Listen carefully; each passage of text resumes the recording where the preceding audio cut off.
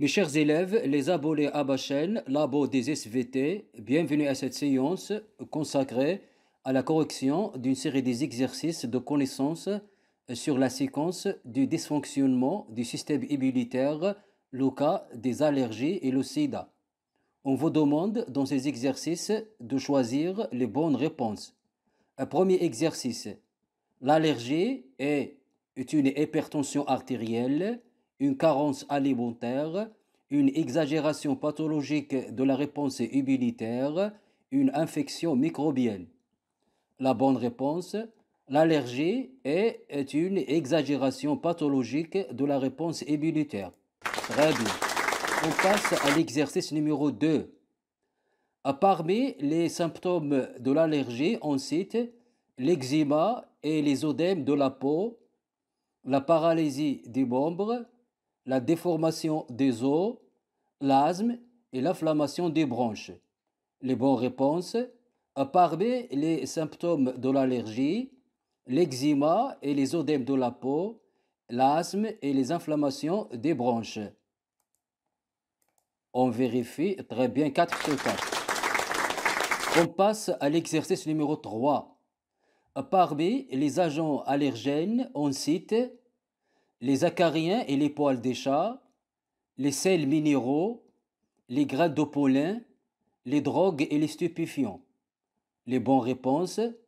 Parmi les agents allergènes, les acariens et les poils des chats et les graines de pollen. On vérifie très bien 4 sur 4. On passe à l'exercice numéro 4.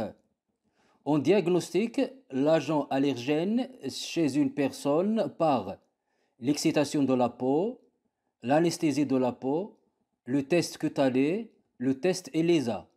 La bonne réponse. On diagnostique l'agent allergène chez une personne par le test cutané. Très bien. On passe à l'exercice numéro 5. Les réactions allergiques sont provoquées par le sérum sanguin, l'histamine, la pénicilline, le vaccin. La bonne réponse, les réactions allergiques sont provoquées par l'histamine. Très bien. On passe à l'exercice numéro 6. L'histamine est libérée par les lymphocytes B, les lymphocytes T, les mastocytes ou les phagocytes. La bonne réponse, l'histamine est libérée par les mastocytes. Très bien. On passe à l'exercice numéro 7. Lors du premier contact avec l'agent allergène, il y a formation des anticorps nommés RH+, SIDA, IgE, VIH. La bonne réponse, lors du premier contact avec l'agent allergène, il y a formation des anticorps nommés IgE. Très bien. On passe à l'exercice numéro 8. Après leur formation, les anticorps IgE se fixent sur les lymphocytes T, les lymphocytes B, les mastocytes ou bien les monocytes. La bonne réponse, après leur formation, les anticorps IgE se fixent sur les mastocytes. Très bien. On passe à l'exercice numéro 9. Les anticorps IgE sont produits par les lymphocytes B, les lymphocytes T, les mastocytes ou bien les phagocytes. La bonne réponse. Les anticorps IgE sont produits par les lymphocytes B. Très bien. On passe à l'exercice numéro 10. Parmi les cas du dysfonctionnement du système lymphatique, on cite le rachitisme, le sida, l'allergie, le tétanos. Les bonnes réponses.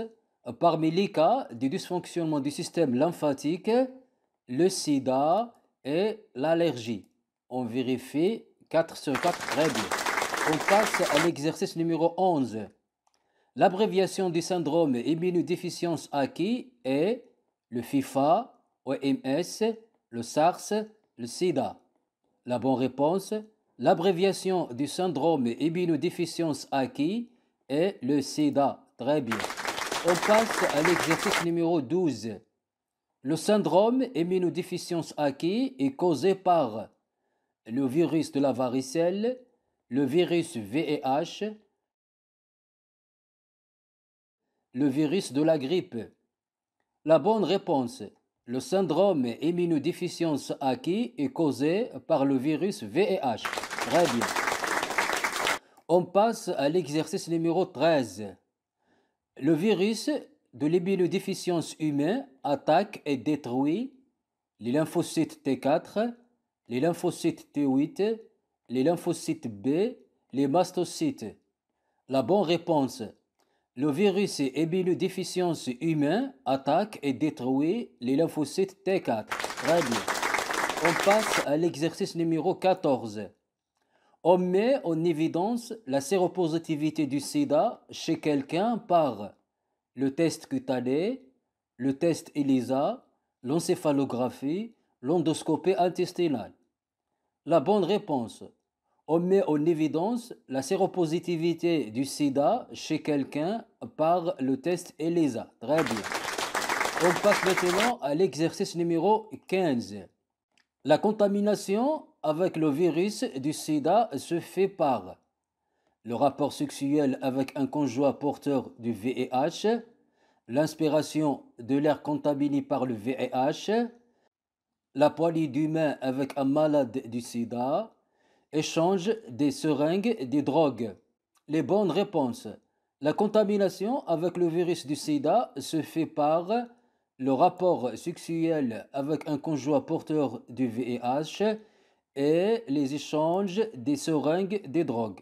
On vérifie 4 sur 4, très bien. On passe à l'exercice numéro 16. La ville marocaine où a été enregistré le plus grand nombre de cas du sida est Dakhla, Ifrane, Marrakech, Midelt. La bonne réponse. La ville marocaine où a été enregistré le plus grand nombre de cas du sida est Marrakech. Très bien. On passe à l'exercice numéro 17. Le continent où a été enregistré le plus grand nombre de cas du sida est l'Afrique, l'Asie, l'Europe, l'Amérique.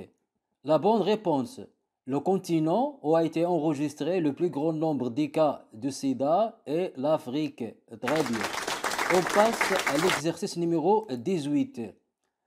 Parmi les maladies sexuellement transmises, on cite la tuberculose, le syphilis, le sida, l'anémie. Les bonnes réponses. Parmi les maladies sexuellement transmises, on cite le syphilis et le sida. On vérifie très bien 4 sur 4. On passe à l'exercice numéro 19. Le malade du sida est exposé aux infections opportunistes, aux maladies cardiovasculaires, au claquage musculaire, aux troubles de la vision. La bonne réponse. Le malade du sida est exposé aux infections opportunistes. Très bien. On passe à l'exercice numéro 20, le dernier exercice. Le sida est une maladie dangereuse car on n'a pas encore préparé son vaccin et il infecte les enfants. La bonne réponse. Le sida est une maladie dangereuse car on n'est pas encore préparé son vaccin. Très bien. Mes chers élèves, on a eu 20 sur 20 comme note. On est arrivé à la fin de cette séance. Je vous invite à vous abonner à ma chaîne, comme j'attends vos observations pour améliorer ces productions pédagogiques. Merci et au revoir.